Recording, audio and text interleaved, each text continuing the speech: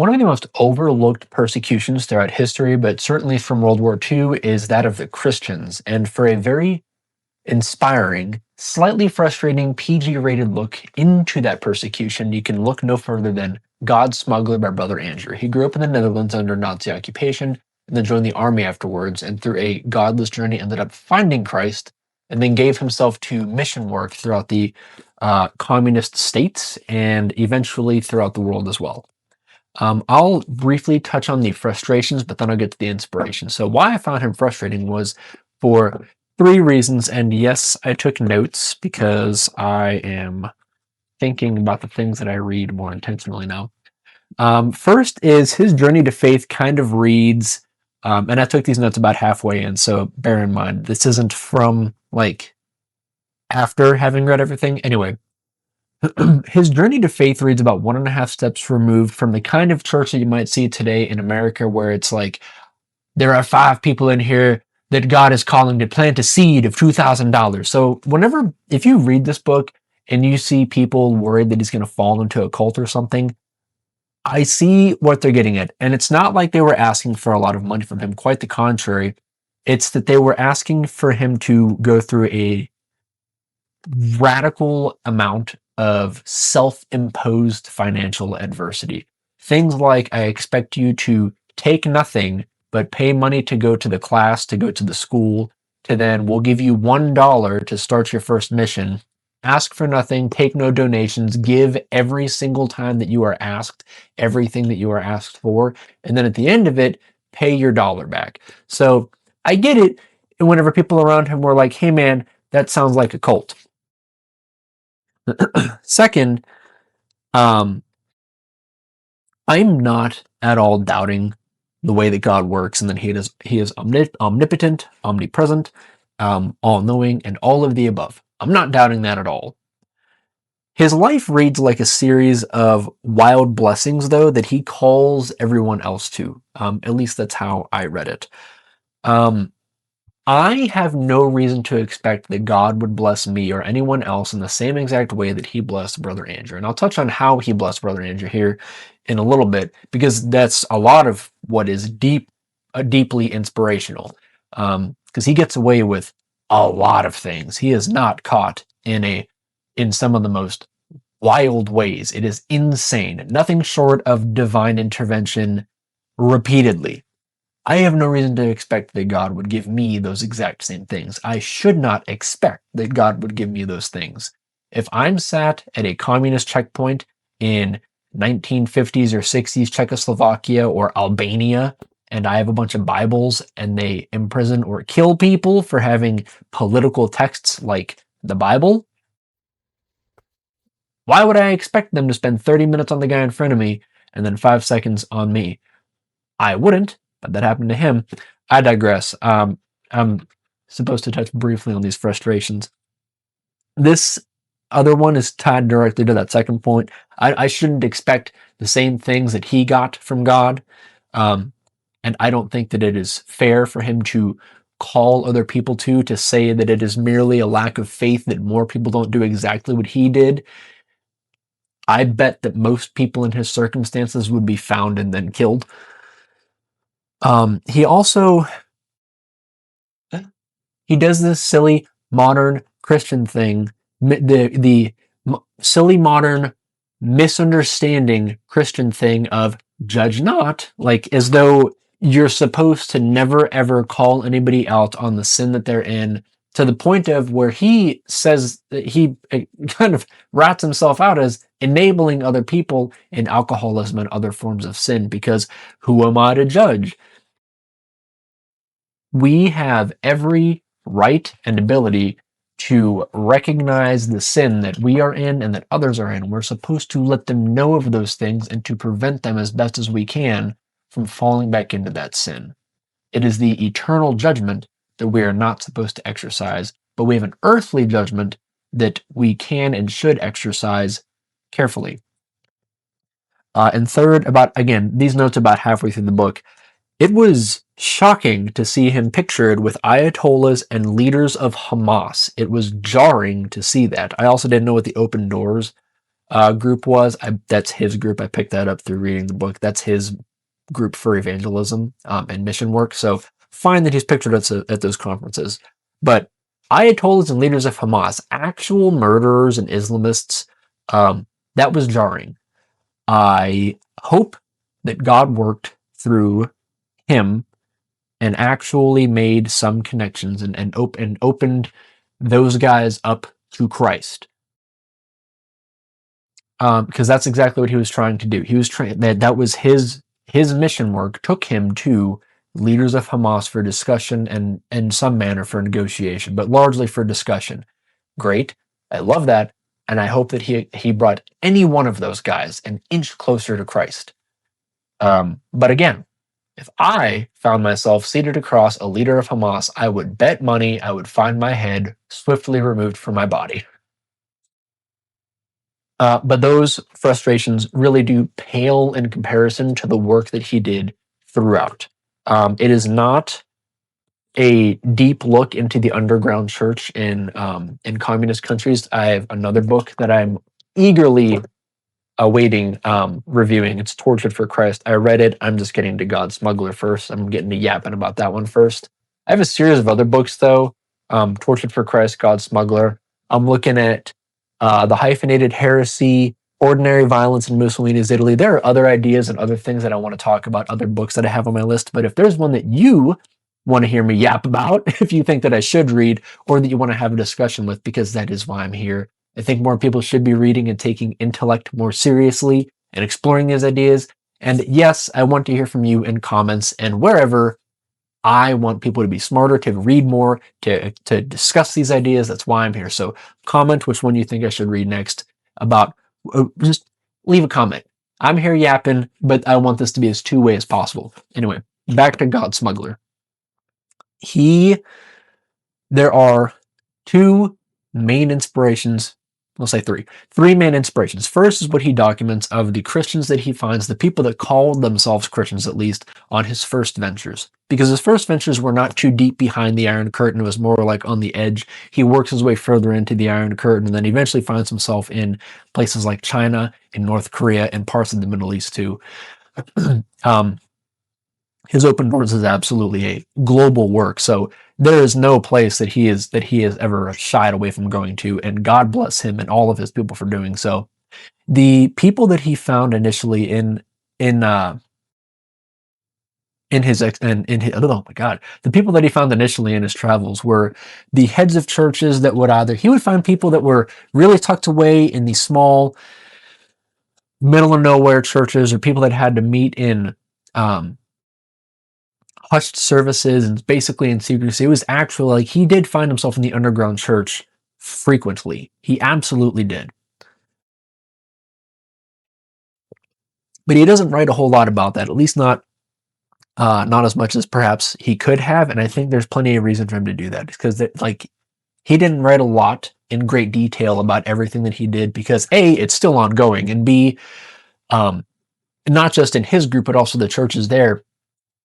In some of these places, they're in real danger. Like, he was in real danger for years at a time. It was like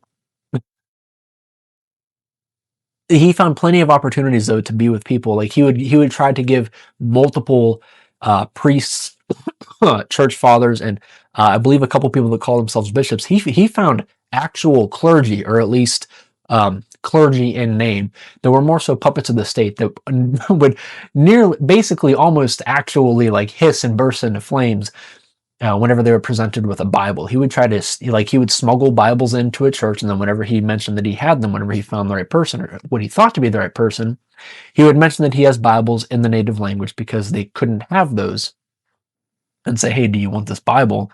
And they will like hush him, shush him, go to the office. They'd be mad at him for having brought Bibles into the country, into their church. And that's because on more than one occasion, he found himself sat across agents of the state wearing the robes of the church.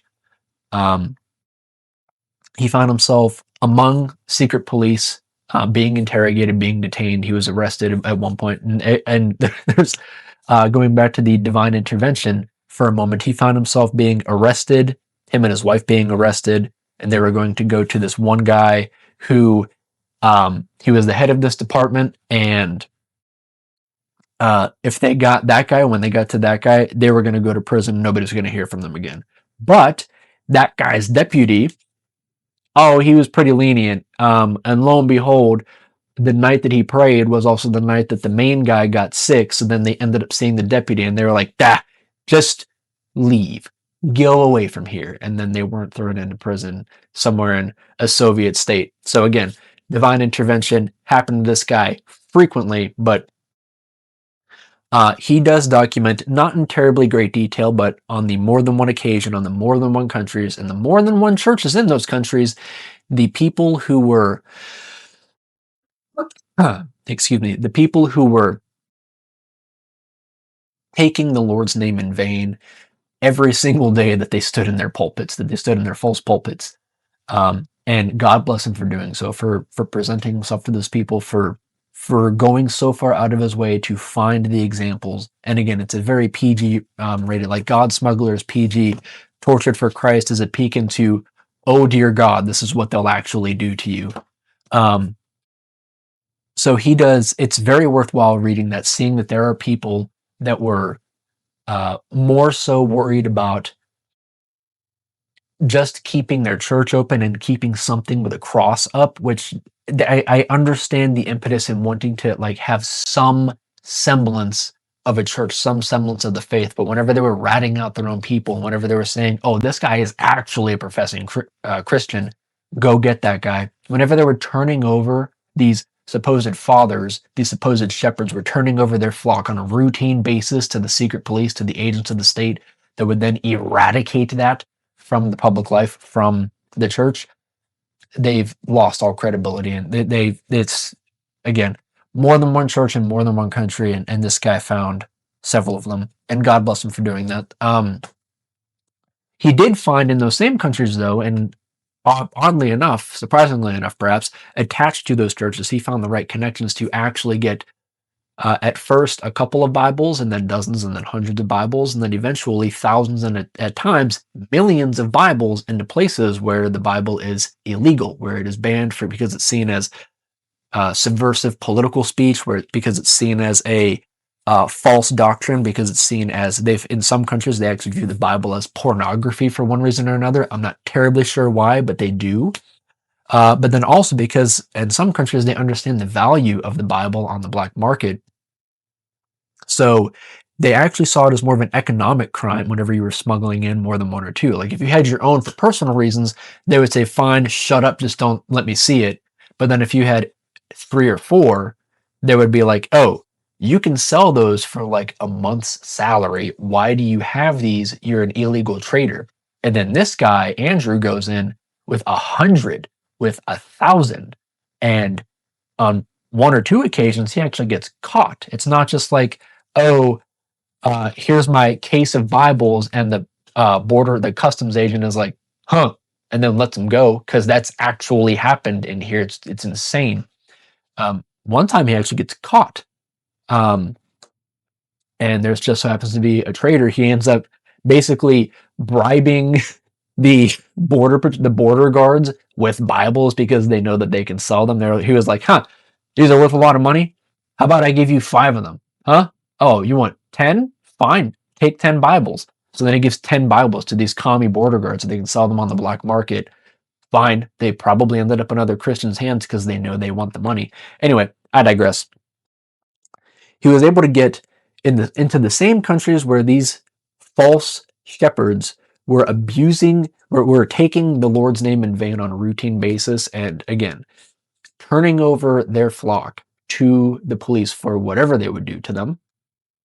He was finding good people, sometimes with churches of 100, with churches of 50, sometimes with churches of actually just 1 that turned to 10, that turned to 40, because Andrew went to that church of 1 and managed to get more people into the church and actually get more people Bibles. He did wonderful work getting just, all throughout the Cold War. But then into the modern day, he ended up finding out about China and the repression of God's word in China. and he found it out on a trip to Hong Kong. And I think that was the first time getting Bibles into China that he had a mission to get 1 million Bibles smuggled into China, and he actually did that. He managed to accomplish that all at once. So, and again, the entire time he is really risking his life for for God to spread His word. So deeply, deeply inspiring. For the minor frustrations that I pointed out initially, like I said, it is deeply inspiring. Um, the cover says it's more thrilling than a spy story. I misread that initially because I was like, oh, there's no like espionage. This isn't a spy story. Right, there is no espionage, but it is crazy. It's just shocking to see again and again how this guy ends up with what at first glance kind of just seems like blind luck, but the more that it happens, the more it's like, okay, you can't keep getting away with this without somebody looking out for you. So like I think even the most ardent atheist would have a really hard time being like, oh, that's just a coincidence that literally every single border guard, that every time it was inspected, that every time people actually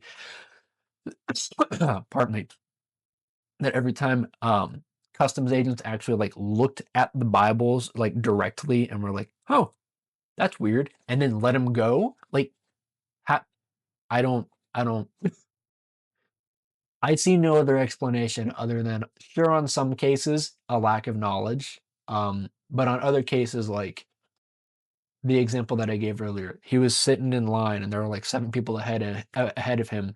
Guards were taking 30 to 45 minutes each to rip apart the vehicle to take everything apart, and then he drives up. The guard looks at his papers, just signs it, throws his passport back at him, and sends him on his way. And then the very next guy right behind him gets all of his stuff taken apart. Doesn't make sense.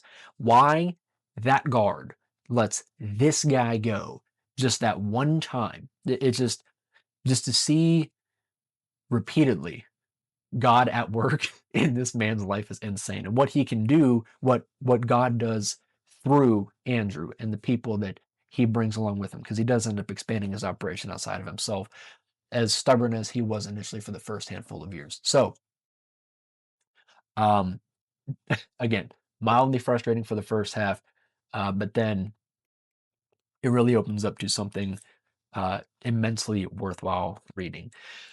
And also to see how he is, it's not merely not at all to downplay what God does through Andrew, but also how he is growing up under Nazi occupation in the Netherlands, and how he is as a Dutch soldier in the West Indies, and how that is for him.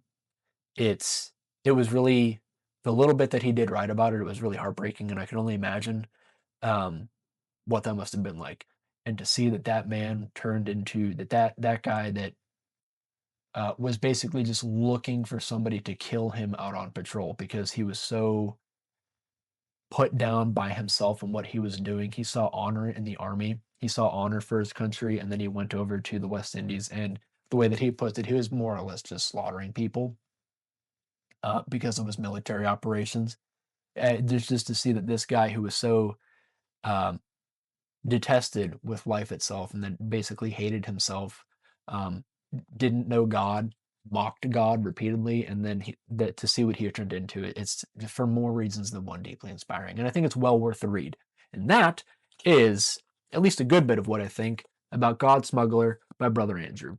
Let me know if you've read it. Let me know if you think or what you thought of it, and what you think of what I think of it. If you want to support the things that I do, if you want to see more of this, do the algorithm stuff. Again, comment what you think I should read next, whether it's on my list or not. I don't care. I'm here for ideas, and I'm here now. Like I said, I want this to be two ways. Also, I write books. I'm not asking for tips. I'm not asking for subscriptions, like memberships rather. Uh, if you want to support me, please, I write books. Check those out. There's a link down below. So that's all I got. Thank you, and I hope I'll see you in the next one.